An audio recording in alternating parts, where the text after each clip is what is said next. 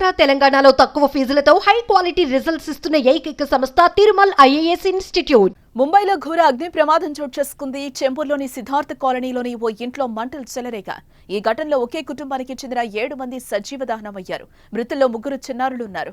ఆదివారం తెల్లవారుజామున 4:30 నుండి 5 గంటల మధ్య షార్ట్ సర్క్యూట్ కారణంగా G+2 ఇంట్లో మంటలు చెలరేగా. మొదట ఆ ఇంటి కింద ఉన్న కిరాణా దుకాణంలో మంటలు చెలరేగి తర్వాత ఇల్లంతా వ్యాపించాయి. కుటుంబ సభ్యులు మంటల్లో చిక్కుకుని ప్రాణాలు వదిలారు. గాఢ నిద్రలో ఉండడంతో మంటలను పసిగట్టి బయటకొచ్చే అవకాశం లేకుండా పోయింది.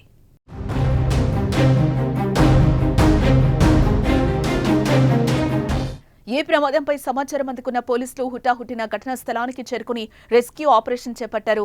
మంటల్లో చిక్కుకున్న 7గురిని ఆసుపత్రికి తరలించారు. కానీ అప్పటికే వారు చనిపోయినట్లు వైద్యులు నిర్ధారించారు.